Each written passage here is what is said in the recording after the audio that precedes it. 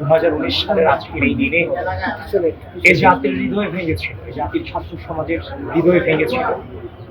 আমরা দেখেছি 2019 সালের আজকের এই দিনে প্রায় 6 ঘন্টা সাপের মতো পিটিয়ে হত্যা করা হয়েছিল আমাদের বুয়েটের মেধাবী শিক্ষার্থী আবরার ফাহাদকে।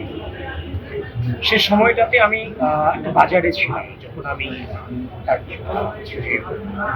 মেঝেতে পড়ে থাকা যে লাশের ছবি যখন দেখতে পাই, তখন ইনস্ট্যান্ট ইউনিভার্সিটিতে আসি। ইউনিভার্সিটিতে আসার পর দলমত নির্বিশেষে উপস্থিত আমরা যারাই ছিলাম, আমরা সম্মিলিতভাবে আবরার ফাহাদের হত্যার বিচারের দাবিতে আমরা আমাদের কণ্ঠ জারি রেখেছি। আজকে আমরা জুলাই আগস্ট নিয়ে অনেক কথা বলি, অনেক ক্রেডিটবাজি আমরা দেখেছি, অনেক মাস্টারমাইন্ড দেখেছি, কিন্তু আসলে আবরার ফাহাদ থেকে শুরু করে বিগত দীর্ঘ দুঃশাসনে আবরার ফাহাদ এবং অনেক শহীদেরাই তাদের ধারাবাহিক ত্যাগের বিনিময়ে আমরা আজকে জুলাই আগস্ট গণঅভ্যুত্থান দেখেছি, কিংবা জুলাই আগস্ট আমাদের সামনে এসেছে। আবরার ফাহাদ সহ বিগত দীর্ঘ দুঃশাসনের শহীদেরা জুলাই আগস্ট গণঅভ্যুত্থানের বীজ তারা বপন করে দিয়ে গিয়েছিলেন ধীরে ধীরে।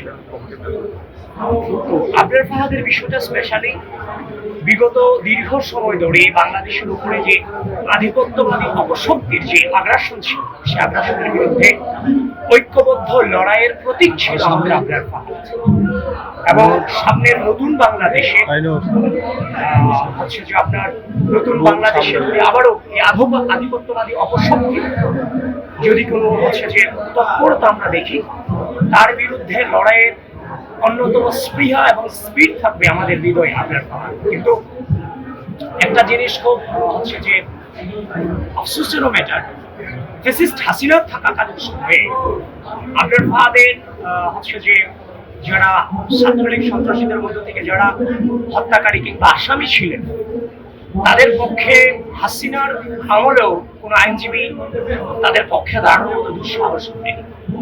কিন্তু আমরা দেখেছি 5 আগস্ট পরবর্তী সময় জামাত ইসলামের একজন আইনজীবী আবরার ফাহাদের হত্যা মামলার আসামিদের একাংশের পক্ষে তিনি দাঁড়িয়েছেন, যেটা গোটা দেশব্যাপী নিন্দার ঝড় বইয়েছে। আসলে 5 আগস্ট পরবর্তী সময় আমরা দেখেছি ছাত্রলীগের মধ্য থেকে গুপ্ত শিবির ছাত্রলীগের মধ্য থেকে তাদের কার্যক্রম চালিয়েছে, বিভিন্ন অপকর্মে জড়িত ছিল।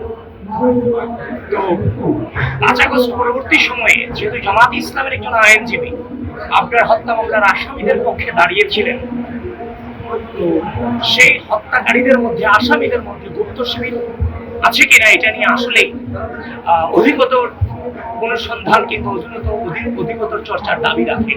কারণ আমরা চাই এই বিগত দীর্ঘ দুঃশাসনের কোনো কালো অধ্যায় যেন আড়াল হয়ে না যায়।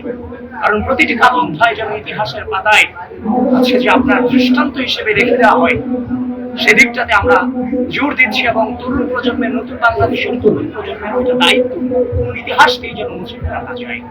এবং 5 আগস্ট পরবর্তী সময়ে বিচার প্রক্রিয়াতে নতুন মাত্রা নিয়ে আসার অপচেষ্টা করা হচ্ছিল হচ্ছে যে আপনার যারা হত্যা মামলার আসামি তাদের পক্ষে দাঁড়ানোর মধ্য দিয়ে।